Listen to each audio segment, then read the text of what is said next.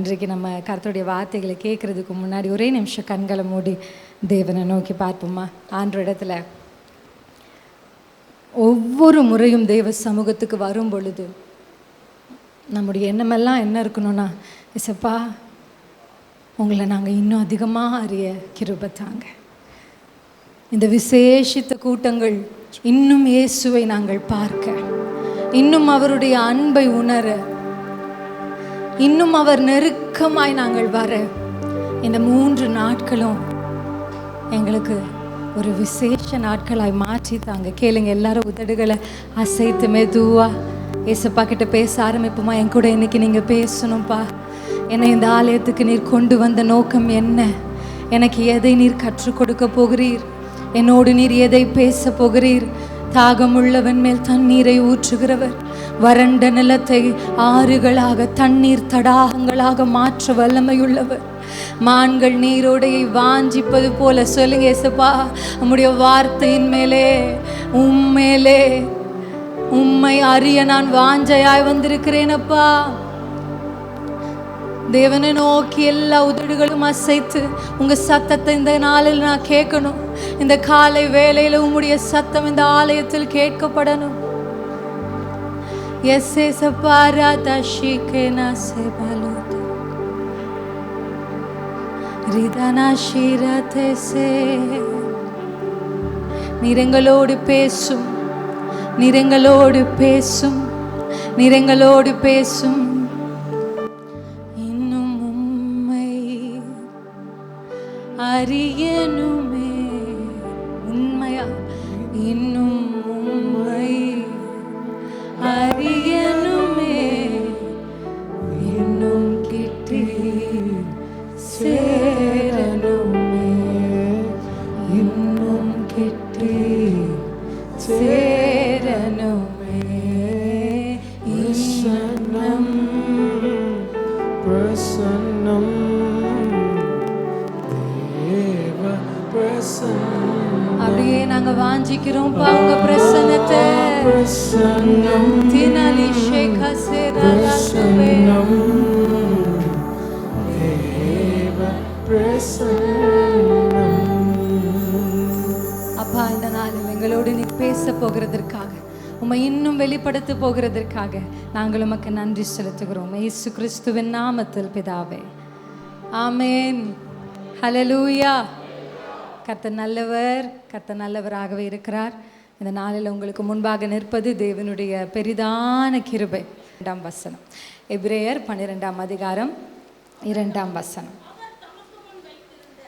அவர் தமக்கு முன் வைத்திருந்த சந்தோஷத்தின் பொருட்டு அவமானத்தை எண்ணாமல் சிலுவையை சகித்து தேவனுடைய சிங்காசனத்தின் வலது பாரசத்தில் வீற்றிருக்கிறார். ஹல்லேலூயா. நிறைய நீங்கள் ஸ்க்ரீனில் வீடியோஸ் பார்த்துருப்பீங்க. சில நேரத்தில் இயேசுவின் பாடுகளை குறித்த படங்களை பார்த்துருப்பீங்க இல்லை? நான் சின்ன பிள்ளையாக இருக்கும் போது முதல்ல பேஷன் ஆஃப் கிரைஸ்ட் அப்படின்ற அந்த மூவியை பார்த்தேன். எங்களுடைய சபையில் அதை பெரிய திரையில் என்ன பண்ணாங்க, போட்டாங்க. நீங்கள் பார்த்துருக்குறீங்களா? பார்த்தது இல்லையா? சரி, அப்படி ஒரு ஆங்கில படம் இருக்குது. அந்த ஆங்கில படம் முழுவதுமாக இயேசுவினுடைய பாடுகளை அதிகமாக என்ன பண்ணியிருப்பாங்க, நீங்கள் இந்த ஸ்க்ரீனில் கூட பாட்டில் வரும்போது பின்னாடி போயிட்டு இருந்துச்சு. அது அந்த படத்தினுடைய இதுதான், சம்பவம் தான். இப்போ அதை பார்த்து கொண்டே இருக்கும் பொழுது அது பாதி வரும் பொழுதே நான் அழுதுட்டு சர்ச்சை விட்டு ஓடி வந்துட்டேன். ஏன்னா என்னால் அதை பார்க்கவே முடியலை. உண்மையாகவே நம்மால் அதை சும்மா கற்பனை. அந்த படத்தை எடுத்து அந்த டைரக்டர் சொல்கிறாரு, எங்களால் முழுசாக கிறிஸ்து பாடுபட்டது என்ன பண்ண முடியல, திரைக்கு கொண்டு வர முடியல. இதை விட அவர் என்ன பண்ணாராம், அதிக பாடுகளை பட்டார். ஆனால் கொஞ்சம் தான் அவங்களால முடிஞ்சதை ட்ரை பண்ணியிருக்காங்க. ஆனால் அந்த கொஞ்சத்தையே நம்மால் என்ன பண்ண முடியாதுன்னா என்ன பார்க்கவே முடியாது. அழுதுட்டு சர்ச்சை விட்டு என்ன பண்ணேன், ஓடி வெளியில் நின்றுட்டேன். இதுக்கப்புறம் இதை பார்க்கவே முடியாது. அந்த அளவுக்கு நம்முடைய ஆண்டவர் அந்த சிலுவையும் அந்த வேதனையும் சகித்தார். ஆமென். ஹல்லேலூயா. கொஞ்சம் நேரம் கையை தூக்குங்க அப்படின்னு சொன்னால் கொஞ்சம் நேரம் கழித்து கை வலிக்குது. நமக்கு அப்படியே கை என்ன ஆகிடுது, கீழே வந்துடும். நீங்கள் யோசிச்சு பாருங்களேன், என் இயேசு எத்தனை மணி நேரம் அந்த 2 கரங்களையும் விரித்து அந்த சிலுவையில் சுமந்து, ஆமென். எவ்வளோ அடி, எவ்வளோ ரத்தம், எவ்வளோ அவமானம், சரீரத்தில் வேதனை ஒரு பக்கம் இருந்தாலும் ஆண்டவர் சரீர வேதனைகளை அனுபவித்தவர் மாத்திரம் அல்ல, முதல்ல அவர் அனுபவித்த வேதனை என்ன சொல்லுங்க? அவர் சிந்தையில் தான் ஆரம்பிச்சிச்சு. கெத்செமனேல ஸ்டார்ட் ஆச்சு. கெத்செமனே தோட்டத்தில் அந்த போராட்டம் இல்லை, நமக்கு உள்ளான மனுஷனுக்குள்ளே இருக்கிற அந்த போராட்டம் எத்தனை பேர் உங்கள் வாழ்க்கையில் அதை அனுபவிச்சிருக்கிறீங்க? வேணும்னு சொல்லும், வேணான்னு சொல்லும். இங்கே இந்த வீட்டில் இருப்போன்னு ஒரு விஷயம் சொல்லும், பிரச்சனை வரும்போது எங்கேயாவது ஓடி போயிடும். எத்தனை பேர் யோசிச்சிருக்கீங்க? கண்காணாத இடத்துக்கு எங்கேயாவது ஓடி போயிடும். இந்த குழப்பத்துக்கு நடுவில் அப்புறம் பிள்ளை முகத்தை பார்க்கும்போது, ஐயோ இந்த பிள்ளைய நம்ம விட்டா யார் இருக்கா இந்த பிள்ளைக்கு? நிறைய அம்மாமாருங்க அந்த பிள்ளை முகத்தை பார்த்து தான் வீட்டிலே இருக்குது, இல்லைன்னா என்னைக்கோ துண்டை காணோம் துணியை காணோன்னு ஓடி இருப்பாங்க இல்லை? அப்படிதான் எப்படியோ ஒன்றை பார்த்து இயேசு கிறிஸ்துவுக்கு கெத்செமனேல அவருக்குள்ள ஒரு பயங்கரமான போராட்டம். இந்த பாத்திரம் என்னை விட்டு நீங்க கூடுமானால் நீங்கும்படி செய்யும், ஆனாலும் உங்கள் சித்தம் தான் ஆண்டவரே. அங்கே ஒரு போராட்டம். அவருடைய எப்படி இதெல்லாம் நம்ம ஃபேஸ் பண்ண போகிறோம் ஆண்டவருக்கு முன்னாடியே தெரியும். ஆமென். இந்த போராட்டத்துக்கு நடுவில் அவர் கெத்செமனேல ஆரம்பித்தது. அடுத்து அவருக்கு வந்த ஒரு பெரிய போராட்டம் என்ன தெரியுமா? தன்னை முத்தம் கொடுத்து ஒருவன் காட்டி கொடுத்தது. நம்ம சொல்லுவோம்ல, நான் எதிரியை கூட மன்னிச்சிருவேன், ஆனால் துரோகியை மன்னிக்க மாட்டேன். அப்படி சொல்லுவீங்க. எத்தனை பேர் சொல்லியிருக்கிறீங்க? ஆண்கள் பகுதியில் அது கொஞ்சம் நிறைய கைத்தூக்கல் இருக்கும், நான் விசுவாசிக்கிறேன். கூடவே இருந்து நீ என்னை குளிப்பறிச்சல, கூடவே இருந்து எனக்கு அதை செஞ்சல. யூதாஸ் செய்தது ஆண்டவர் கூட கொஞ்சம் கெஸ் பண்ணி, கண்டிப்பாக யூதாஸை செலக்ட் பண்ணும்போது ஆண்டவருக்கு தெரியும், இவனை செலக்ட் பண்ணுறதே நம்ம கூட வைக்க போகிறதே அதுக்காக தான். ஆனால் பேதுரு மற்ற சீஷர்கள் எல்லாரும் அவரை விட்டுட்டு ஓடி போகும் பொழுது அவருடைய மனநிலை, அவர் 100% தேவனாக இருந்தது போல 100% மனுஷராயும் இருந்தார். ஹல்லேலூயா.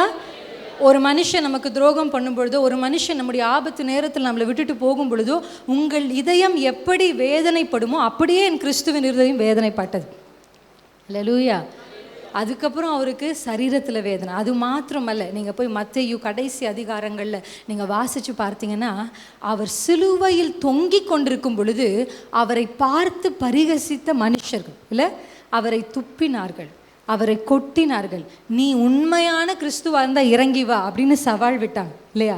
இப்படியெல்லாம் இயேசுவுக்கு எப்பக்கமும் அவர் என்ன பண்ணுறாரு? நெருக்கப்படுகிறார். இவ்வளவு நெருக்கங்களையும் தான் நேசித்த மனுஷரினால, தான் நேசிக்காத மனுஷர்களினால சரீரத்தில் வேதனை, காதுகளில் கேட்கும் பொழுது அவங்க பேசுகிற வார்த்தை, இதில் என்னென்னா சம்பந்தமே இல்லாத ஒரு ஆள் பக்கத்தில் இருக்க கள்ளன் இல்லை, அவனும் பேசுகிறான், இயேசுவை பற்றி தெரியாது ஆனால் அவனும் பேசுகிறான். இப்படி எல்லாரும் போகிற வர எல்லாரும் அந்த சிலுவையில் இயேசு தொங்குகிறதை பார்க்குற எல்லாரும் அவரை பரியாசம் பண்ணி கொண்டிருக்கும் பொழுது, இவைகளை எல்லாவற்றையும் என் தேவன் சகிப்பதற்கு எது காரணம்? ஆமென். இவ்வளவையும் அவர் சகிச்சு அந்த சிலுவையில் கடைசி வரைக்கும் மறுதளிக்காமல் தன் ஜீவனை கொடுத்ததுக்கான காரணம் என்ன அப்படின்னு இந்த எபிரேயர் 12:2 வாசிக்கிறோம். ஏன்னா இந்த சிலுவை அவர் சகிப்பதற்கு ஒரு காரணம், அவருக்கு முன்பாக ஒரு சந்தோஷத்தை அவர் வைத்திருந்தார். ஹல்லேலூயா, ஹல்லேலூயா.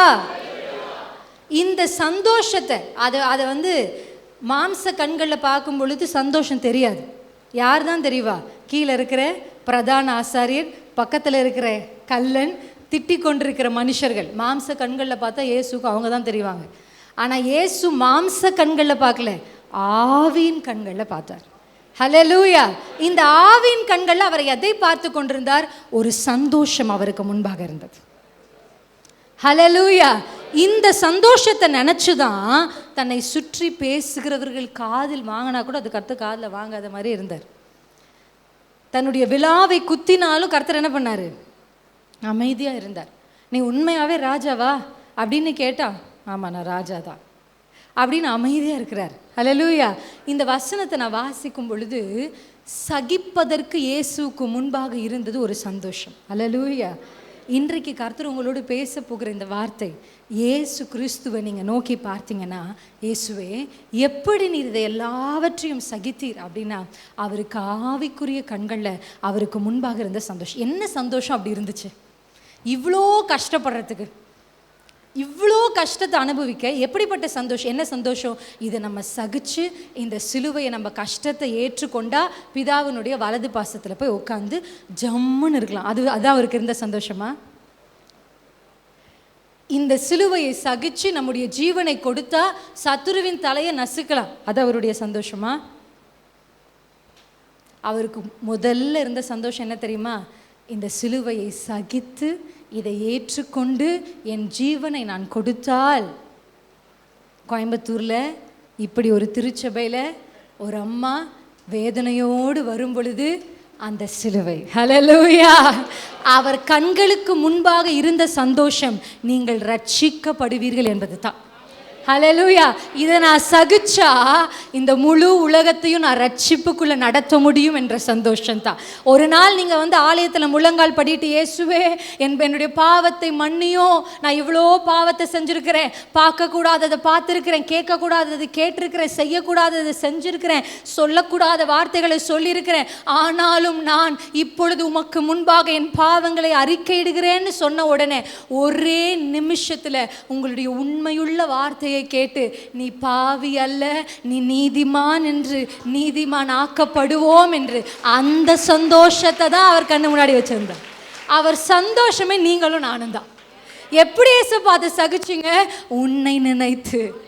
ஹல்லேலூயா. என் தலைமுறை ஃபுல்லா சாபம் தான், என் முற்பிதாக்கள் ஃபுல்லா சாபம் தான். விக்கிரகத்தை வழிபட்டவங்க, ரத்தத்தை பலியாய் கொடுத்து விக்கிரகங்களோடு உடன்படிக்கை பண்ணவங்க, என்னையும் என் குடும்பத்தையும் என் தலைமுறையும் உனக்கு கொடுக்கிறேன்னு சொல்லி இரத்த பலிகளை இட்டு உடன்படிக்கை பண்ணவங்க.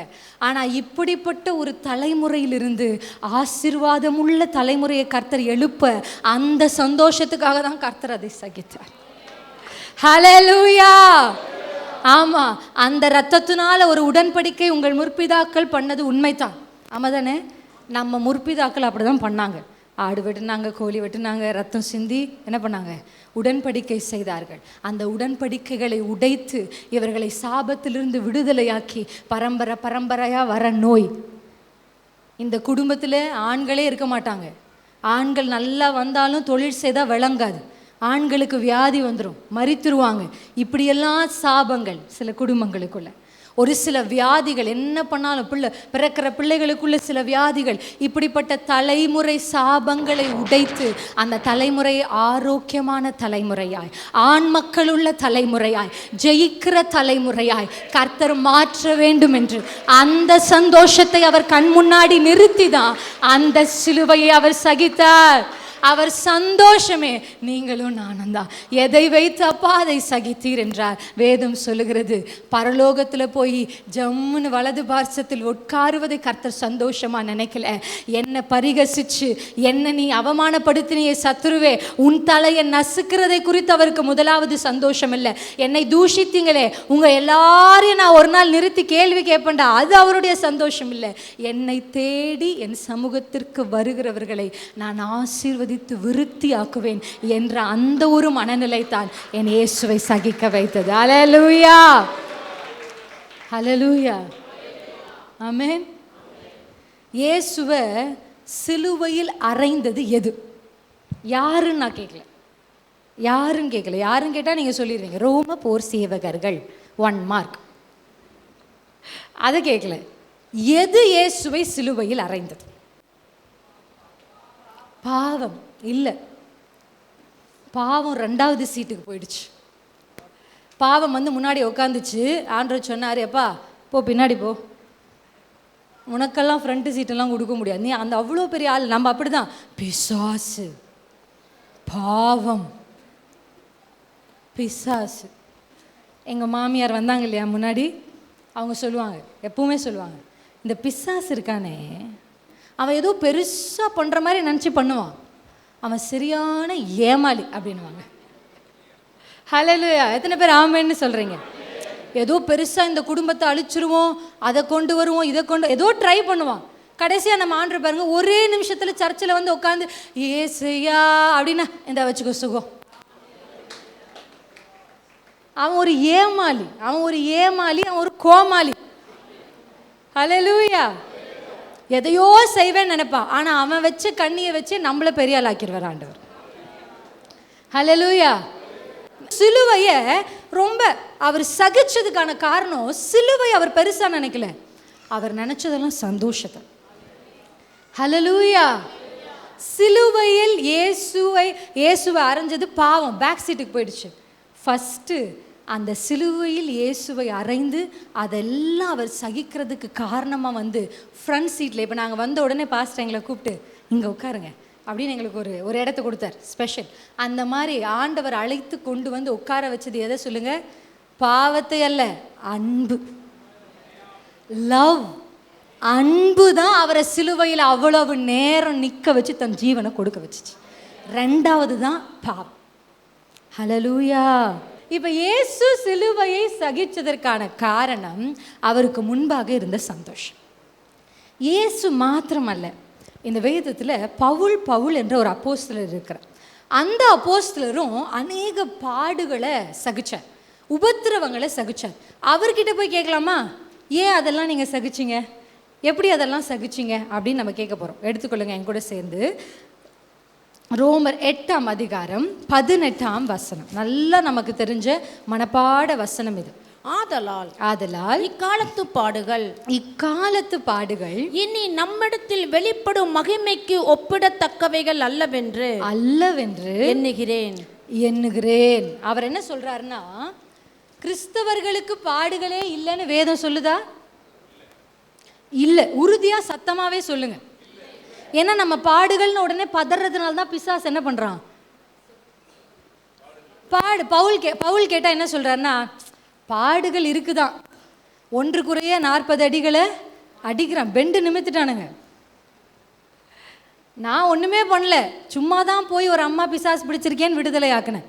அதுக்கு என்ன கொண்டு போய் அடின்னு அடிச்சு தொழுவ மரத்துல கட்டி தோலை உரிச்சானுங்க. இப்ப பவுல் கிட்ட போய் கேட்டா பவுல் சொல்றாரு, எப்போதும் சந்தோஷமா இருங்க. நீங்க பவுலை பார்த்து என்ன சொல்ற, என்ன விளையாடுறீங்களா? இல்லை, பவுலையும் சீலாவையும் அந்த தொழுவ மரத்தில் கட்டி அவர்களை வைக்கும்பொழுது வசனம் சொல்லுகிறது, அவங்க வெறும் ஜெபம் பண்ணல, பாட்டு பாடி ஜெபம் பண்ணாங்களாம். பாடல் பாடுகிறது இந்த ஆராதனை வேலை சில சபைகள். ஆனால் நம்ம சபையை நான் ரொம்ப பாராட்டுறேன். நாங்கள் உள்ளே வரும்போது ஆராதனை வேலை சர்ச் ஃபுல்லாக சூப்பராக இருக்குது. பாஸ்டர் சூப்பராக சர்ச்சை வந்து லீட் பண்ணுறாங்க, நடத்துகிறாங்க. எழுமி நிற்கணும், அந்த அந்நிய பாஷைகள், அதெல்லாம் எனக்கு ரொம்ப பிடிச்சிருக்கு. ஏன்னா இப்போ அந்த அத்தாரிட்டியோட சர்ச்சை என்ன பண்ண முடியல, எழுந்து நிற்கணும் அப்படியெல்லாம் முடியாது அப்படின்னு பின்னாடி 4 பேர் இருப்பான். ஏன் எழுந்து நின்னாதான் ஆண்டவருக்கு தெரியுமோ, ஏன் உட்காந்துட்டே முட்டி போட்டு ஜெபம் பண்ணலாம் அப்படின்னா, முட்டி போட்டால் தான் ஆண்டவருக்கு ஜெபத்தை கேட்பாரோ அப்படி. சின்ன பிள்ளைங்களை கண்ணு மூடு அப்படின்னா சின்ன பிள்ளைங்க கேட்குது. அப்போல்லாம் பெரியவங்க தான் ஏதாவது கேட்பாங்க. இப்போல்லாம் குட்டி பிள்ளைங்களே என்ன பண்ணுறாங்க, கண்ணை மூடி தான் ஜெபிக்கணும் அப்படின்னு நம்ம சொல்லி, ஏன் கண்ணை மூடலைன்னா ஆண்டவர் கேட்க மாட்டார் ஆண்டி அப்படின்னு. இப்போ என்ன பண்ண முடியல யாரையும். ஆனால் நீங்கள் அவ்வளோ அழகாக கர்த்தர் உங்களுக்கு கொடுத்த ஆவிக்குரிய தகப்பனுக்கு கீழ்ப்படுகிறீங்க. நான் உங்களுக்கு சொல்லட்டுமா, அதெல்லாம் பயங்கரமான ஆசீர்வாதம். ஏன் நான் அதை இவ்வளோ தைரியமாக சொல்கிறேன்னா, நான் அந்த ஆசீர்வாதத்தை பெற்றவள். எங்கள் பாஸ்டர் சொன்னால் சும்மா வாலிப பிள்ளைங்க அப்படியே வெளியே நின்று பேசிகிட்டு இருந்தால் சொல்வார், டக்குன்னு யாராவது பேர் சொல்வார், நீ பெருக்கிறது அப்படின்வார். டக்குன்னு நாங்கள் என்ன பண்ணுவோன்னா அதை ரொம்ப ஒரு ப்ரிவிலேஜாக செய்வோம். சின்ன விஷயந்தான். ஆனால் பாஸ்டர் சொன்னாலோ, பாஸ்டரை பார்த்தாலோ, பாஸ்டர் சொன்னால் எலும்பு முட்டி போடு எதை சொன்னாலுமே அது செய்யணுமா, இது அப்படியா, அப்படி தான் வேதம் சொல்லுதா, பைபிளில் எங்கேயாவது ஈஸ்டருக்கு பிரியாணி சாப்பிடணும்னு சொல்லுதா. ஆனால் நம்ம சாப்பிடாமல் இருக்கோமா? சாப்பிட்றோம் இல்லை.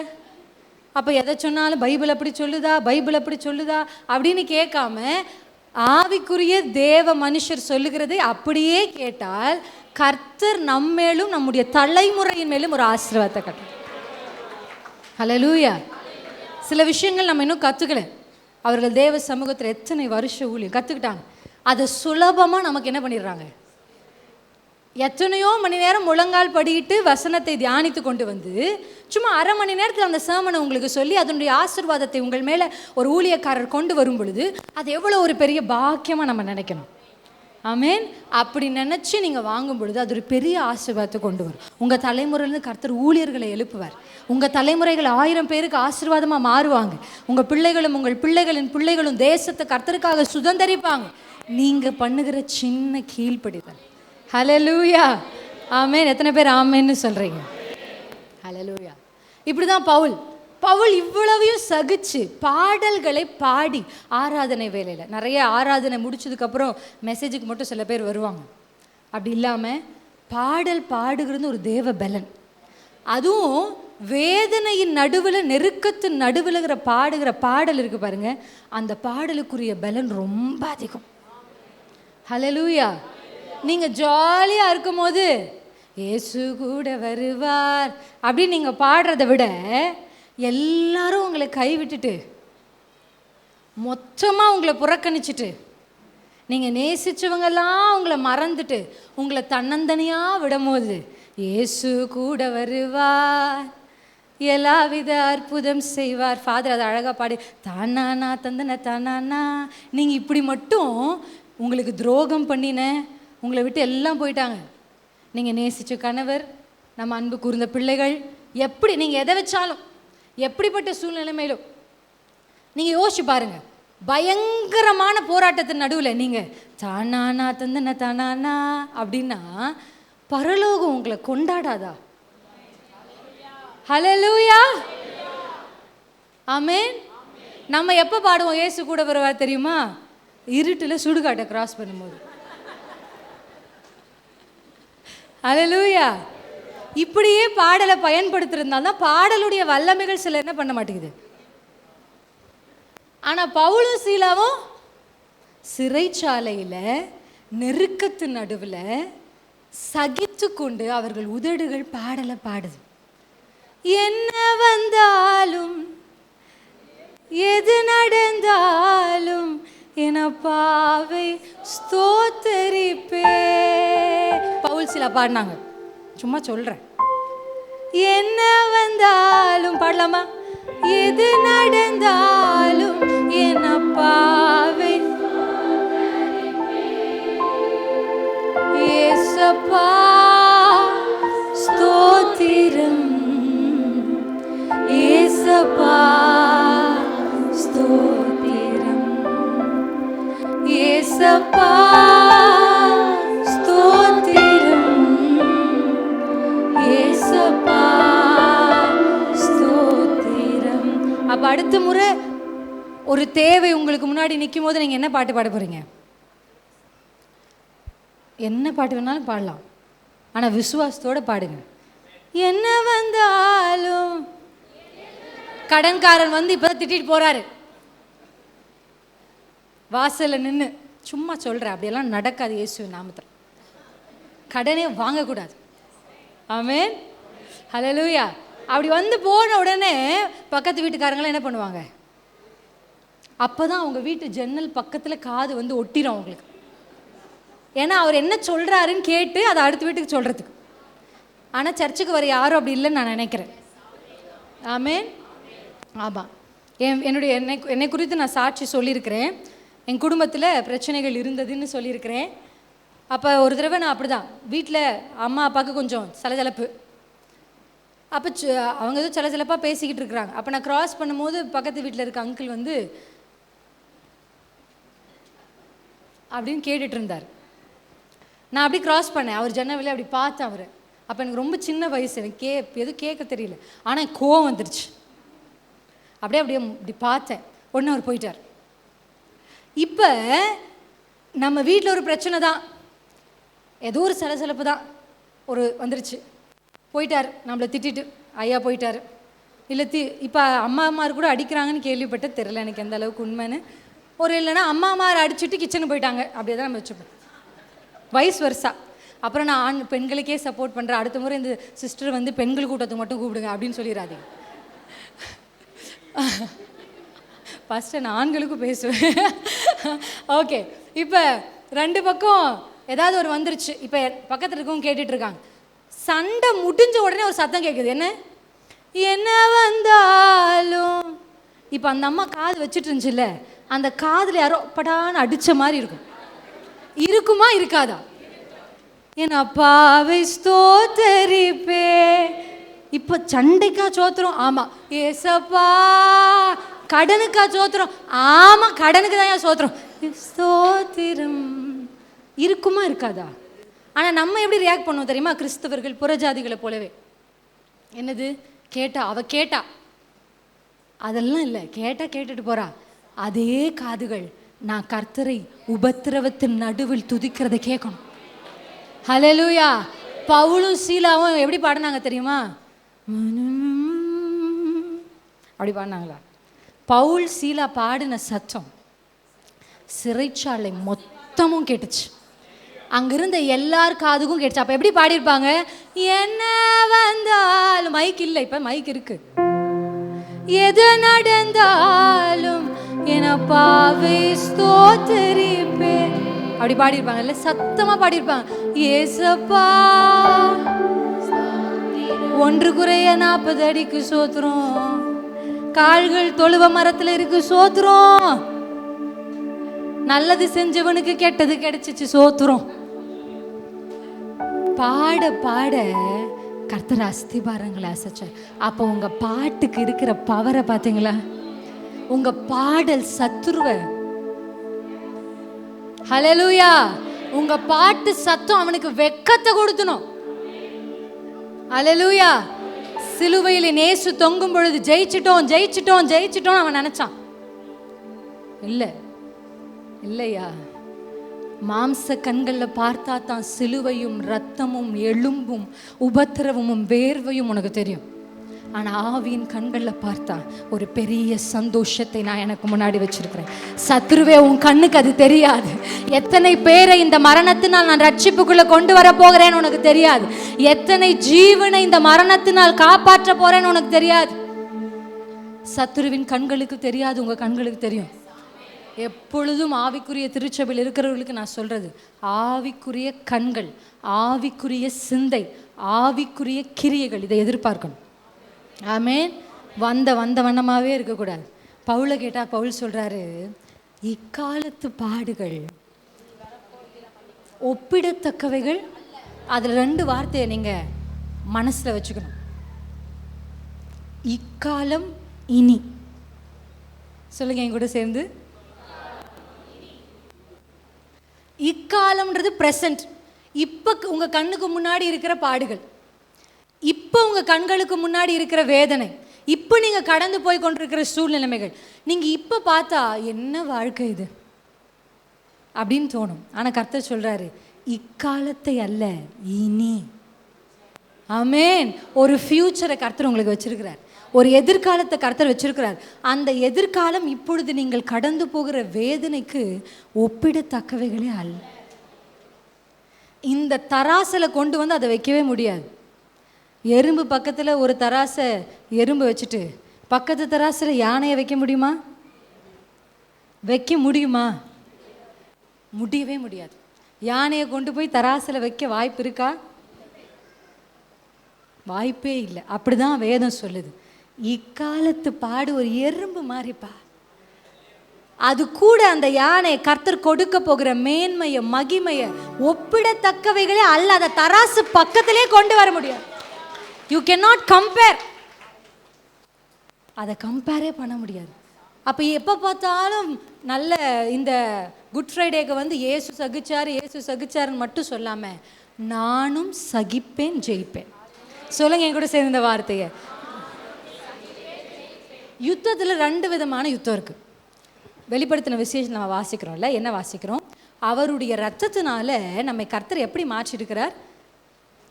ராஜாக்களும், சொல்லுங்களேன், ராஜாக்களும். 2 விதமாக யுத்தம் பண்ணலாம். ஒன்று ராஜா மாதிரி யுத்தம் பண்ணலாம். எப்படி? யாராவது ஒரு பிரச்சனை வந்தால் அப்படியே வேட்டியை மடித்து கட்டி எட்ரா அருவாலன்னு சொல்லி போய் என்ன பண்ணலாம்?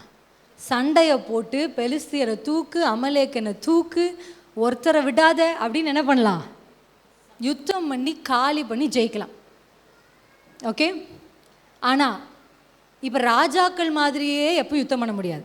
எல்லா பிரச்சனையும் வாளை வைத்து கத்தியை வைத்து என்ன பண்ண முடியாது? இப்போ யுத்தம் பண்ண முடியாது. இதுக்கு தான் வேதத்தில் எரிகோன்னு ஒரு பிரச்சனை இருக்குது. இருந்துச்சா? இதை நீங்கள் வாசித்து பார்த்தீங்கன்னா, இப்போ இந்த எரிகோ பயங்கரமான மதில்கள் சூழ்ந்த ஒரு இடம். கத்தியெல்லாம் வச்சு இந்த கல்லை என்ன பண்ண முடியாது. இஸ்ரவேலரே உங்கள் வீட்டில் இருக்கிற பயங்கரமான அந்த இரும்பு கடப்பாறையை கொண்டு வந்தால் கூட என்ன பண்ண முடியாது உங்களால்? இந்த கல்லை அசைக்க முடியாது. அப்போ இப்போ எப்படி யுத்தம் பண்ணுறது ஆண்டவரே அப்படின்னா, இது ஆசாரியன் யுத்தம் பண்ணுவது போல். இப்போ ஆண்டவர் சொன்னார், இப்போ இந்த கத்தியெல்லாம் கொஞ்சம் ஓரவை, இப்போ இந்த யுத்த புருஷர்கள்லாம் கொஞ்சம் ஓரமாக வர சொல்லு. இப்போ எப்படி ஆண்டவர் யுத்தம் பண்ணுறது அப்படின்னா, இப்போ நீ ஆசாரியனை வச்சு பண்ணு. எப்படி ஆசாரியர்? உடன்படிக்கை பெட்டியை சுமந்து கொண்டு சுற்றி வா சுற்றி வா சுற்றி வான்னு ஆண்டவர் சொல்கிறார். இப்போ இந்த சுற்றி வரும் பொழுது என்ன பிரச்சனை அப்படின்னா, அமைதியாக வரணும். இப்போ இவங்க அமைதியாக சுற்றி வரும்பொழுது சுற்றி இருக்கிறவர்கள் அந்த மேலே அலங்கத்திலேருந்து பார்த்தவங்க எப்படி பார்த்துருப்பாங்கன்னு யோசிச்சு பாருங்க. பார்த்து என்ன சொல்லியிருப்பாங்க? என்ன சொல்லியிருப்பாங்க? இயேசுவை சிலுவையில் பார்த்து என்ன சொன்னாங்க? கேலி கிண்டல் பண்ணாங்களா இல்லையா? அதே மாதிரி தான் எரிகோவை உடன்படிக்கை பெட்டியை சுமந்து கொண்டு வருகிற ஆசாரியர்களை பார்த்து என்ன பண்ணியிருப்பாங்க? கிண்டல் தான் பண்ணியிருப்பாங்க. நீ இப்படி அமைதியாக சுற்றி வந்தா உன்னால் என்ன பண்ணிட முடியும்? இப்படியே சும்மா சும்மா சனிக்கிழமானா ஞாயிற்றுக்கிழமானா பைபிளை எடுத்துக்கொண்டு இப்படி வச்சுக்கொண்டு சர்ச்சுக்கு போயிட்டா உழைக்கணும்பா சொல்கிறாங்களா இல்லையா? ஆமாம், அப்படி தானே சொல்கிறாங்க புறஜாதியார். நம்மளை பைபிள் எடுத்துகிட்டு வந்தால் என்ன சொல்கிறாங்க? இப்படியே சும்மா உட்காந்து ஜெபம் பண்ணிட்டா அப்படிதான். எரிகோவை பார்க்கும் பொழுது அதை மேலேருந்து இப்படியே நீங்கள் அமைதியாக சுற்றி சுற்றி சுற்றி வந்தால் எங்கள் எரிகோவை ஏதாவது பண்ண முடியுமா? இப்படியே அமைதியாக சிலுவையில் தொங்கிட்டா என்ன பண்ணிட முடியும் அப்படின்னு சொல்லியிருப்பாங்க இல்லை? ஆனால் வசனம் சொல்லுகிறது, அவர்கள் சுற்றி வந்து 7வது நாளில் கர்த்தர் எவ்வளோ பெரிய ஜெயத்தை கொடுத்தார். இதுதான் ஒரு ஆசாரியனை கொண்டு கர்த்தர் செய்கிற யுத்தம். இப்போ நான் உங்களுக்கு என்ன சொல்லித்தரேன், நல்லா இந்த 2 வார்த்தை உங்கள் மனசில் வச்சுக்கோங்க. சில நேரம் எதிர்த்து ஜெயிக்கணும், சில நேரம் சகிச்சு ஜெயிக்கணும். ஹல்லேலூயா! உங்களுக்கு நான் சொல்கிறது விளங்குதா? யுத்தங்களில் வித்தியாசம் இருக்குது, பாடுகளில் பிரச்சனைகளில் வித்தியாசம் இருக்குது. எல்லா பிரச்சனையும் பேசி என்ன பண்ண முடியாது. சில பிரச்சனையெல்லாம் நம்ம பேசுனதுனால தான் பெருசாச்சே. நான் ஏன் தெரியுமா அந்த பக்கம் பார்த்து சொல்லுவேன்? எப்பவுமே இந்த பக்கம் தூங்குனாங்கன்னா அந்த பக்கம் பார்ப்பேன், தூங்காதீங்க அப்படின்னு சொல்லுவேன். இப்போ நான் அந்த பக்கம் ஏன் பார்த்து சொன்னேன்னா, பேசி பிரச்சனையை பெருசாக்குறது. ஆமென். ஆமாம், சும்மா அவர் இருந்துட்டா போதும், ஒரு சத்தம் வரும் நொட்டுன்னு. என்னது? தண்ணி கேட்டார் ஐயா, டயர்டாக இருக்குன்னு பொங்குன்னு ஒரு சத்தம் வரும். ஏன் அப்படி வைக்கிற? நான் எங்கே அப்படி வச்சேன், நல்லா தானே வச்சேன், என்னையே சொல்லுங்க. ஆரம்பிச்சதான் போதும், வாய் நிறுத்தாது. சில பிரச்சனைகள் சில குடும்பங்களுக்குள்ளே வந்தது எதுக்காக யோசிச்சு பாருங்க. எப்போவுமே நான் அதான் சொல்லுவேன், எப்போ பார்த்தாலும் நம்ம தாவீது நம்ம மாமியார் கோலியாத்து, எப்போ பார்த்தாலும் நம்ம தாவீது நம்முடைய முதலாளி சவுல். இப்படி தான் நம்ம கற்பனை உலகத்திலே வாழ்கிறோம். எப்போ பார்த்தாலும் நம்ம யோசேப்பு, இப்படியே நல்ல கேரக்டரோடலாம் நம்மளை சேர்த்துக்கிறது, நம்ம எதிரியாக இருக்கிறவங்கள வில்லன் கேரக்டரோடு சேர்த்து விட்டுறது. அப்போ நம்ம ஆண்டவரே நான் என்னப்பா பண்ணேன், சவுல் தான்ப்பா, கோலியாத் தான்ப்பா அப்படின்னு சொல்லிக்கிறது. ஆனால் ஆண்டவர் சொல்லுவார், அம்மா இந்த குடும்பத்துக்கு சவுலே நீ தான், உன்னை கட்டிட்டு வந்ததுலேருந்தா இம்புட்டு பாடு தெரியல. அப்போ நம்ம என்ன நினச்சிப்போம்னா, நம்ம தான் தாவீது, நம்ம தான் தாவீது. இதனால தான் எப்பவுமே ஜெபிக்கும் பொழுது நமக்கு என்ன தெரியுதோ எல்லாத்தையும் ஜெபிக்கிறது இல்லை. ஜெபிச்சு ஜெப தியானம், அது என்னுடைய மாமியார் எனக்கு கற்றுக் கொடுத்தது. ஜெப தியானம், ஜெபம் என்பது எனக்கு தெரிந்த எல்லாவற்றையும், ஆண்டவரே நான் தாவீதை போல துன்புறுத்தப்படுகிறேன், துரத்தப்படுகிறேன், வேட்டையாடப்படுகிறேன், விரட்டப்படுகிறேன், இரவில் தூக்கமில்லை, தாவீதை போல். தாவீதை பாடுறாரு இல்லை, இவ்வளோ கஷ்டப்படுறேன் அப்படின்னே சொல்லிட்டு இருப்போம். கொஞ்ச நேரம் கொஞ்சம் சொல்லி முடிச்சிருங்க. நான் என்ன பண்ணுறது, நம்ம அப்படி தான் போய் தேவ சமூகத்தில் எல்லாவற்றையும் சொல்லி, ஆண்டவர் வேற சொல்லிட்டார் வசனத்தில், எல்லாவற்றையும் தெரியப்படுத்துங்க. அதனால நீங்கள் எல்லாவற்றையும் தைரியமாக ஆண்டவர்கிட்ட போய் என்ன பண்ணலாம், தெரியப்படுத்தலாம். ஆனால் தெரியப்படுத்திட்டு ஆண்டவர் இங்கே பாருமா அப்படின்றதுக்குள்ளே, சரி வருகிறேன் ஆண்டவரே இன்னாத்துமாவே அப்படின்னு சொல்லிட்டு ரிவர்ஸ் கியரை போட்டு ஜபிச்சுட்டு தியானிக்கணும். அந்த இடத்துல உட்காந்து, ஆண்டவரே இப்படியெல்லாம் போகுது, இதில் எனக்கு என்ன. எப்போவுமே நல்லா தெரிஞ்சுக்கோங்க, நான் கிறிஸ்தவர்கள்னு சொல்ல மாட்டேன், ஆவிக்குரியவர்கள்னு சொல்கிறேன். ஆவிக்குரியவர்கள் சந்திக்கிற எந்த போராட்டமும் ஒரு நோக்கம் இல்லாமல் இருக்க. There is, for Christians, for the spiritual people, problems வருது அப்படின்னாலே பர்பஸ் இல்லாமல் வராது. ஹல்லேலூயா. உங்களுக்கு நான் சொல்கிறது விளங்குதா? நீங்கள் எந்த பிரச்சனையை சந்தித்தாலும், எப்படிப்பட்ட உபத்திரவத்தின் குகைக்குள்ளே நீங்கள் போயிருந்தாலும், எப்படிப்பட்ட மரண இருளில் நீங்கள் நடந்தாலும், எப்படிப்பட்ட பள்ளத்தாக்குகளுக்குள்ளே நீங்கள் நடந்து கொண்டிருந்தாலும், ஒரு விஷயத்தை உங்கள் மனசில் வச்சுக்கணும், ஒரு நோக்கம் இதற்கு இருக்குது. எதுவுமே என் வாழ்க்கையில் தற்செயலாக நடக்காது. எத்தனை பேர் ஆமைன்னு சொல்லுவேன்? ஒரு ஆவிக்குரியவர்கள் வாழ்க்கையில் தற்செயலாக எதுவுமே நடக்காது. சும்மா நான் கதிர் பொறுக்க போகிறேன் அப்படின்னு போன ரூத்துக்கு வசனம் சொல்லுகிறது, அது தற்செயலாய் அது போவாசின் களமாய் இருந்தது. ஆனால் நான் சொல்கிறேன், அது தற்செயலாக நடந்துச்சு. It's not an accident, it's incident. அது ஏதோ தற்செயலாக நடந்தது அல்ல. தேவ திட்டத்தின்படி கர்த்தர் அவளை போவாசின் களத்துக்கு போக வச்சார். கர்த்தருடைய திட்டம் அவள் மேல் இருந்தது. ஏன் சொல்லுங்க? அவளுக்கு பெருசாக இஸ்ரவேலின் தேவனை தெரியாது, ஆனால் தன் கண் முன்னிருந்த மாமிக்கு கீழ்ப்படிய தெரியும். ஹல்லேலூயா. சுயநலம் இல்லாமல் மற்றவர்களை நேசிக்க தெரியும். இந்த மோவாபில் ஒருத்தன் கூட இங்கே வந்து சேரக்கூடாதுன்னு கர்த்தர் சொன்ன அந்த வார்த்தையே இந்த ஒரு ஸ்திரீயின் உத்தம குணம் மாற்றினது. ஹல்லேலூயா. எத்தனை பேர் ஆமேன்னு சொல்வீங்க? அன்பு செய்கிற ஒரு விஷயம் பயங்கரமானது. அன்பு தான் இயேசுவை சிலுவையில் ஆணிகள் அல்ல, அன்பு தொங்க வச்சுச்சு. ஆமென். நீங்க பாராட்டுகிற அன்பு கர்த்தரை அசைக்கும். நீங்க சகிக்கிற அந்த சகிப்பு கர்த்தரை அசைக்கும். என் கூட சேர்ந்து நீங்கள் எடுத்துக்கொள்ளுங்க 2 கொரிந்தியரின் புத்தகம் 4ஆம் அதிகாரம். இந்த அதிகாரம் நீங்கள் வீட்டில் நேரம் கிடைத்தா வாசித்து தியானிக்க வேண்டிய ஒரு அதிகாரம். எப்போவுமே பிரசங்கிக்கும் போது நான் சொல்லுவேன், ஒரு பிரசங்கத்தை கேட்டால் அந்த பிரசங்கத்தை கேட்டு எழுதி வைத்தாலோ இல்லை மனதில் வைத்தாலோ அதை வீட்டுக்கு கொண்டு போய் மறுபடியும் தியானிக்கணும். ஆமென். எங்கள் அப்பா பாஸ்டர் இல்லை. என் குடும்பத்தில் ஆவிக்குரிய ஒரு திருச்சபைக்கு வருகிறதே ஃபஸ்ட் இப்போ நாங்கள் தான் வந்திருக்கிறோம். ஆமென். எதுவுமே இல்லை. ஆனால் எப்படி கர்த்தர் என்னை ஊழியக்காரியாக மாற்றினார்னு எனக்கு தெரியல. இப்பயும் நான் பிரமிக்கிறேன் அதை நினச்சி. ஹல்லேலூயா. எப்படி கர்த்தர் மைக்கை கொடுத்தாரு என் கையிலன்னு எனக்கு தெரியல. எப்படி உங்கள் முன்னாடி கர்த்தர் நிறுத்தினார் என்று எனக்கு தெரியல. ஆனால் கர்த்தர் காண்கிற தேவன் என்று சொல்லுவது நீங்கள் தாகத்துக்கு தண்ணி இல்லாத போது பார்க்குறவர் மட்டும் இல்லை. ஆமென். நான் சென்னையில் இருக்கும் பொழுது பாஸ்டர் அவர்கள் மெசேஜ் எடுத்தாங்கன்னா அது நோட்டில் எழுதுவேன். எழுதி வைத்துக்கொள்வேன்.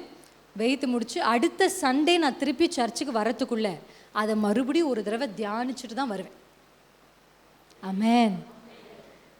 ஏன்னா எங்கள் பாஸ்டர் மெசேஜ் எடுக்கும்போது ஒரு வசனத்தை எடுத்தார்னா அதை 1 மாதம் பிரசங்கிப்பார். அப்போ அந்த 1 மாதம் அப்படியே அடுத்தடுத்து கோர்வையாக அவர் பிரசங்கிக்கிறதுனால நான் அதை படிக்காமல் தியானிக்காமல் அடுத்து கர்த்தர் மனுஷன் அதை பார்க்கல. இப்போ நான் போய் எங்கள் பாஸ்டருக்கு சொன்னால் தான் எங்கள் பாஸ்டருக்கே அது தெரியும். பாஸ்டருக்கு அது தெரியாது, ஆனால் கர்த்தருக்கு அது தெரியும். நீங்கள் எங்கே இருக்கீங்க, எப்படிப்பட்ட குடும்பத்தில் இருக்கீங்க, எப்படிப்பட்ட பின்னணி இருக்கீங்க, நீங்கள் யாராக இருக்கீங்க, அதெல்லாம் ஆண்டருக்கு தெரியாது. ஆனால் என்னை முழு மனதோடு யாரும் பார்க்க, ஏன்னா வேதம் சொல்லுகிறது கர்த்தர் தாவீதை எங்கே கண்டுபிடிச்சாரு? கர்த்தர் தாவீதை எங்கே கண்டுபிடிச்சார்? கர்த்தர் யாக்கோபை எங்கே கண்டுபிடிச்சார்? வசனம் சொல்லு, ஊளையிடுகிற அவாந்திர வழிகளும் வனாந்திரங்களிலிருந்தும் கர்த்தர் யாக்கோபை வரவழைச்சார். ஹல்லேலூயா. அப்படின்னா என்ன அர்த்தம்? கர்த்தர் தேர்ந்தெடுக்கிற மனுஷர்களுடைய அந்தரங்கத்தை கர்த்தர் பார்க்குறார். வேதத்தில் ஒரு வசனம் இன்றைக்கு உங்களுக்கு சொல்லப்பட்டதுன்னா அதை போய் நீங்கள் தியானிக்கும் பொழுது உங்கள் வாழ்க்கைக்கு பிரயோஜனமான சில விஷயங்கள் வெளிப்படும். இன்றைக்கு நாங்கள் பொதுவாக இருந்து இத்தனை பேருக்கு சொல்கிறோம், ஆனால் நீங்கள் அதை பொதுவாக கேட்டுட்டு போகாமல் வீட்டுக்கு போய் மறுபடியும் இந்த 2 கொரிந்தியரை எடுத்து 4ஆம் அதிகாரத்தை எடுத்து வாசித்து அதில் சொல்லப்படுகிற வசனத்தை மறுபடியும் ஒரு தடவை சொல்லி பார்த்து அதை ஜெபமாக மாற்றினீங்கன்னா உங்கள் குடும்பத்துக்குள்ளே அது கிரியை செய்ய ஆரம்பிக்கும். எத்தனை பேர் ஆமேன்னு சொல்கிறீங்க? ஹல்லேலூயா. என் கூட சேர்ந்து அந்த வசனத்தை எடுக்கலாம். நமக்கு டைம் முடிய போது அந்த வசனத்தோடு நான் முடிக்கிறேன். எடுத்துட்டிங்களா? வாசிக்கலாமா? 2 கொரிந்தியர் 4ஆம் அதிகாரம் 17-18. மேலும் காணப்படுகிறவைகளே அல்ல, காணப்படாதவைகளை நோக்கி இருக்கிற நமக்கு அதி சீக்கிரத்தில் நீங்கும் லேசான நம்முடைய உபத்திரவம் மிகவும் அதிகமான நித்திய கன மகிமையை உண்டாக்குகிறது. ஹல்லேலூயா. ஆமென். இந்த வசனத்தில் 17-18 சொல்லி கடைசியாக 16ஆம் வசனத்தை சொல்லி நம்ம முடிக்க போகிறோம். இங்கே வார்த்தை என்ன சொல்லுகிறதுனா ரொம்ப முக்கியமான வார்த்தை. காணப்படுகிறவைகளை அல்ல, காணப்படாதவைகளை நோக்கி. இயேசு எதை நோக்கி கொண்டிருந்தார்? அவர் கண்களுக்கு படுகிற பிரதான ஆசாரியனை அல்ல, அவர் கண்களுக்கு முன்பாக இருக்கிற மனுஷரை அல்ல, காணப்படாத சந்தோஷத்தை. ஆமாதானே சொன்ன அந்த வார்த்தை. இப்போ இங்கே வசனம் என்ன சொல்லுதுன்னா, காணப்படுகிற அவரை போலவே நீங்களும் இப்போ பார்க்குற இந்த உபத்திரவத்தை அல்ல, காணப்படாதவைகளை நோக்கி இருக்கிற நமக்கு. இப்போ இந்த குட் ஃப்ரைடேல கர்த்தர் நமக்கு கற்றுக் கொடுக்கறது என்னன்னா, சிலுவையில் இயேசுவுக்கு இருந்த கண்கள் இன்றைக்கு உங்களுக்கு வரப்போகுது. ஹல்லேலூயா! எத்தனை பேர் ஆமேன்னு சொல்றீங்க? ஆமேன். எதிர்த்தும் ஜெயிப்போம், சகிச்சும் ஜெயிப்போம். ஆமேன். ஆண்டவர் எப்படி ஜெயிச்சார்? எதிர்த்தா ஜெயிச்சாரு, சகிச்சு ஜெயிச்சார். ஹல்லேலூயா! நானும் சகிச்சு ஜெயிப்பேன்னு சொல்ல எத்தனை பேர்? ஹல்லேலூயா! இங்கே நம்ம வாசிக்கிறோம் 2 வார்த்தை. அங்கே நான் சொன்னேன் இக்காலத்து பாடுகள் இனி சொன்னா, இங்கே ஒரு 2 வார்த்தை இருக்கு பாருங்க. நீங்கும் லேசான உபத்திரவம். ஆனால் அந்த உபத்திரவம் எதை கொண்டு வரும் தெரியுமா? அதிகமான நித்திய கனமகிமையை உண்டாக்குகிறது. நீ இந்த நீங்கும் உபத்திரவம் நீங்காத நித்திய 2 வார்த்தை கனம் மகிமை. எத்தனை பேருக்கு இன்னைக்கு அது வேணும்? இயேசு அந்த சிலுவையை சகித்ததுனால தான் பிதா அவருக்கு எல்லாவற்றின் மேலும் அதிகாரத்தை கொடுத்தார். ஹல்லேலூயா! இயேசு கிறிஸ்து வெளிப்படுத்தின விசேஷத்தில் சொல்றார், நான் பாதாளத்தின் திறவுகோல்களை உடையவை. ஹல்லேலூயா! எப்படி அந்த சாவியை வாங்கினார் ஆண்டவர்? எப்படி அந்த அத்தாரிட்டியை வாங்கினார்? இயேசு என்ற நாமத்தினாலே ஒருவன் எவ்வளவு பெரிய பாவியாக இருந்தாலும் அவனுக்கு பரலோகத்தில் ஒரு சிங்காசனம், ஒரு சீட்டு கிடைக்கிது. எப்படி அந்த அத்தாரிட்டி, எப்படி அந்த கணம், எப்படி அந்த மகிமை இயேசுக்கு கிடைச்சது தெரியுமா? நீங்குகிற பாடுகளை அல்ல, நித்தியத்தின் மேலே அவர் கண்கள் இருந்தது. ஆமேன். எத்தனை பேருக்கு சொல்லுவீங்க? இப்போ ஒரு வேலை கிடைச்சிச்சுன்னா கேட்பாங்க, என்னப்பா டெம்பரரி ஜாபா பர்மனண்ட்டா? இப்போல்லாம் விட்டுட்டாங்க. அப்போல்லாம் ஐயா மாருங்க படுற பாடு என்ன தெரியுமா? அப்போல்லாம் பொண்ணு கொடுக்கணுன்னா கவர்மெண்ட் உத்தியோகத்தை தான் கொடுப்பாங்க. ஏன் கவர்மெண்ட்டு இல்லை? சர்க்கார் உத்தியோகம் இருக்கா? அவர் குடிகாரனா அந்த சர்க்கார் உத்தியோகம் இருக்கா? அவர் எவ்வளோ ஸ்மோக் பண்ண சர்க்கார் உத்தியோகம் இருக்கா? என்ன சர்க்கார் உத்தியோகம்? ஏன்னா அதுதான் பர்மனெண்ட்டு. செத்தா கூட காசு கொடுப்பாங்க. என்ன திடீர்னு இந்த ஆள் போயிட்டாருனா கூட என்ன கிடைக்கும்? காசு கிடைக்கும், பென்ஷன் கிடைக்கும். இந்த அவர் ஒரு 40 செத்தா கூட, இந்த அம்மா 80 சாகிற வரைக்கும் இந்த அம்மாவுக்கு என்ன கிடைக்கும்? காசு கிடைக்கும். இதில் என்ன சூப்பர், பிள்ளைகளுக்கு வேலை கிடைக்கும். இப்போ அந்த வேலை அந்த பிள்ளைக்கு அடுத்த பிள்ளைக்கு கிடைக்கும். இதுக்காகவே அவன் குடிச்சே செத்தா பரவாயில்ல, சர்க்கார் உத்தியோகமா? பர்மனண்ட்டாக வேணுமா? நீங்காத நித்திய காசு வேணுமா அவங்களுக்கு? இதுதான் இந்த வசனம் சொல்லுது. காணப்படுகிறவைகளே அல்ல, காணப்படாதவைகளை நீங்கள் நோக்கி இருந்தீங்கன்னா இயேசுவை போலவே உங்கள் கண்கள் காணப்படாத சந்தோஷத்தின் மேலே இருந்துச்சுன்னா, நீங்குகிற டெம்பரவரி பிரச்சனையை விட்டுட்டு நித்திய கனமகிமை. இந்த நித்திய கனமகிமை எப்படின்னா, ஆபிரகாமுக்கு கிடைச்சதுன்னா ஆபிரகாம் செத்த உடனே ஆபிரகாமோடு முடியாது. ஈசாக்கு செத்த உடனே ஈசாக்கு யாக்கோபுக்கு வரும். யாக்கோபு செத்த உடனே இல்லை, யாக்கோபுல ஒரு பிள்ளைக்கு தான் கொடுக்க முடியும். பரலோகத்தில் கஜானாவில் காய்ச்சி இல்லை அப்படின்னு சொல்லுவாங்களா? யாக்கோபே நீ 12 என்னப்பா 34 பெற்றாலும் அந்த ஆபிரகாமுக்கு கிடைத்த நித்திய கனமகிமை நீ 54 கூட பெத்து போடு வரும். அல்லேலூயா! அதுதான் நித்திய கனமகிமை. தலைமுறைகளை தாண்டும். அல்லேலூயா! இந்த ராஜாக்கள் புத்தகம் 4ஆம் புத்தகத்தை போய் வாசிச்சு பாருங்க. இந்த யூதா கோத்திரத்திலிருந்து சில ராஜாக்கள் வந்திருப்பாங்க, மோசமான ராஜாக்கள். ஆனால் கர்த்தர் அந்த ராஜ்யபாரத்தை அந்த யூதா கோத்திரத்தை விட்டு எடுக்கவே இல்லை. இயேசுவையும் கொண்டு வந்து யூதா கோத்திரத்தோட கனெக்ட் பண்ணாரா இல்லையா? நீ போகிற ஜூதாவில் போகிற, ஏன் தெரியுமா? தாவீதுக்கு அவர் சொல்லினதை, ஆபிரகாமுக்கு அவர் சொல்லினதை, நித்திய கன மகிமை யாருக்கு கிடைக்கும் தெரியுமா? ஆபிரகாம், அப்பா பூமி தாங்க கூடாத சொத்து இருக்கு நமக்குன்னு காணப்படுகிறவைகள் மேல கண்ணு வச்சவர் அல்ல, காணப்படாத. அதை நீங்க போய் எபிரேயர் 11 வாசிச்சு பாருங்க. காணப்படாத, இதுவரைக்கும் அவருடைய மாம்ச கண்கள் பார்க்காத பரலோகத்தின் மேல கண்ணை வச்சார். அதனாலதான் அவர் தலைமுறை, பிள்ளை, ஜெனரேஷன் எவ்வளவு பொல்லாப்பானவர்களா இருந்தாலும் அந்த ராஜ்ய பாரத்தை, இயேசு கிறிஸ்துவை அந்த தலைமுறையில கர்த்தர் பிறக்க செஞ்சார். இந்த நாள் வரைக்கும் அந்த இஸ்ரவேலர்களை கர்த்தர் கனப்படுத்தி வச்சிருக்கிறார். ஏன் தெரியுமா? ஒரு மனுஷன் காணப்படுகிறவைகள் அல்ல, நீங்குகிற உபத்திரவம். உனக்கு பிள்ளை இல்லை, அதான உபத்திரவம். கர்த்தர் சொல்றார், அதெல்லாம் நீங்குகிற உபத்திரவம். உனக்கு நான் ஒரு பிள்ளை கொடுப்பேன், ஆனால் இந்த ஒத்த பிள்ளை. ஆமென். பார்த்தீங்களா, அண்ணாள் கதை யோசிச்சு பாருங்க. ஒத்த பிள்ளை கொடுத்தாலும் கெத்தா கொடுத்தார். இது வரைக்கும் அவள் வசவசவசான்னு பெத்து போட்டா, ஒருத்தன் பேரை கூட வேதத்தில் ரெக்கார்ட் பண்ணல. ஆனால் பெத்தா பாருங்க, இத்தனை நாள் கழிச்சு ஒத்த புள்ள. வசனம் சொல்லுது, தான் முதல் பெயர் சபா மட்டும் அவன் பெயர் பெற்றவனா இருந்தான். அப்பா, நீங்குகிற உபத்திரவம் கவலைப்படாதீங்க. காணாமல் கர்த்தர் நீங்காத ஒரு நித்திய மகிமையை உங்களுக்கு என்று கர்த்தர் வச்சிருக்கிறாரு. உங்களுக்குன்னு கர்த்தர் வச்சிருக்கிறார், உங்க தலைமுறைக்கு வச்சிருக்கிறாரு. இப்போ நீங்குகிற, ஐயோ பிள்ளை இல்லையே, எனக்கு அது இல்லையே, எனக்கு இது இல்லையே, எனக்கு இந்த உபத்திரம், எனக்கு அந்த உபத்திரம், சொல்லுங்க, எல்லா உபத்திரமும் நீங்கும். ஆனால் நீங்காத ஒரு கன மகிமையை நான் இன்னைக்கு பார்க்குறேன். எத்தனை பேருக்கு ஆசையா இருக்கு? கண்களை மூடி எழுந்து நிற்போமா? நான் இயேசுவின் நாமத்தில் இந்த வார்த்தைகளை பிரசங்கிக்கும் பொழுதே நான் விசுவாசிக்கிறேன், உங்க கண்களை கர்த்தர் திறக்கணும். ஆமென். இந்த நாள் இதுக்கப்புறம் நீங்குகிற உபத்திரவத்தை அல்ல, இக்காலத்து பாடுகளை அல்ல, சிலுவையை என் கர்த்தர் சகித்தார், அவமானத்தை ஏற்றுக்கொண்டார். ஏன் தெரியுமா? அவர் கண்கள் காணப்படுகிறவைகளை அல்ல, காணப்படாதவைகளை நோக்கி. 16ஆம் வசனம் சொல்லுகிறது.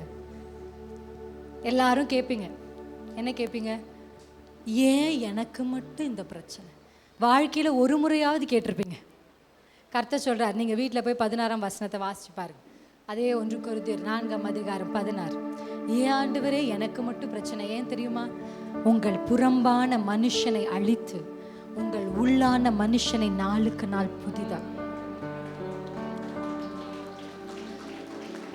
அவன் அவ்வளோ பொல்லாதவனா இருக்கிறான், அவனை ஆசீர்வதிக்கிறீங்களே ஆண்டவரேன்னு கேட்குறீங்களே. ஆண்டவர் சொல்றார், அவனை பற்றி எனக்கு கவலை இல்லை, அவன் உள்ளான மனுஷனை பற்றி கவலை இல்லை, அவனை பரலோகத்துக்கு கொண்டு வரதை பற்றி எனக்கு, உன்னை பற்றி, உன் தலைமுறையை பற்றி, உன் உள்ளான மனுஷனை பற்றி, உன் ஆத்துமாவை பற்றி நான் கவலை கொண்டிருக்கிறேன்.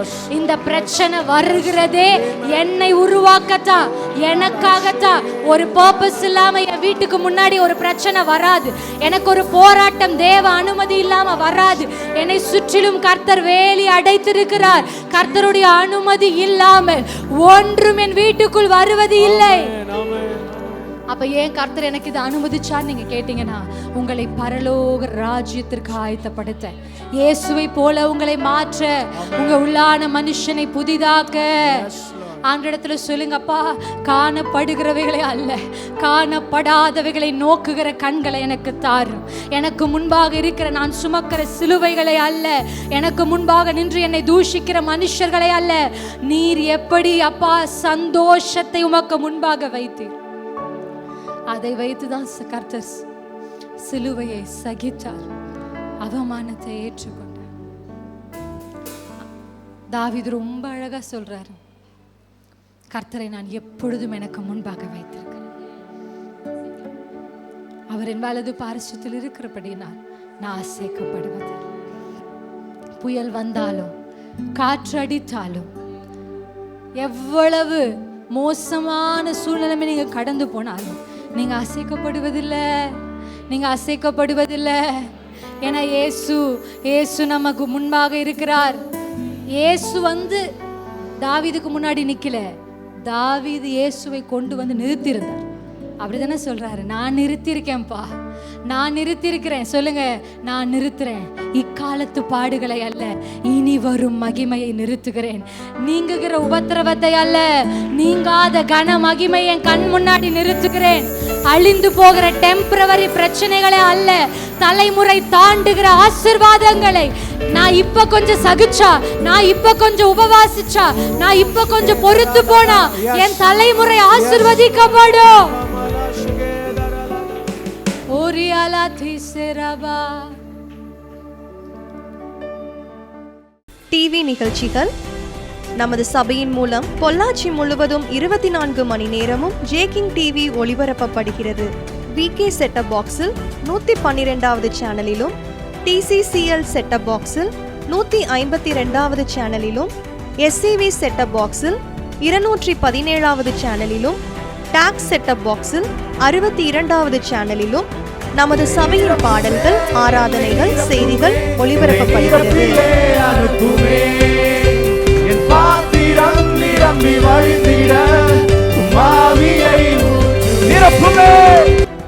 தமிழ்நாடு முழுவதும் பைபிள் டிவியில் தினமும் மாலை 6:30 மணிக்கும், பெனியல் டிவியில் தினமும் காலை 7:30 மணிக்கும் நமது சபையின் நிகழ்ச்சிகள் ஒளிபரப்பப்படுகிறது.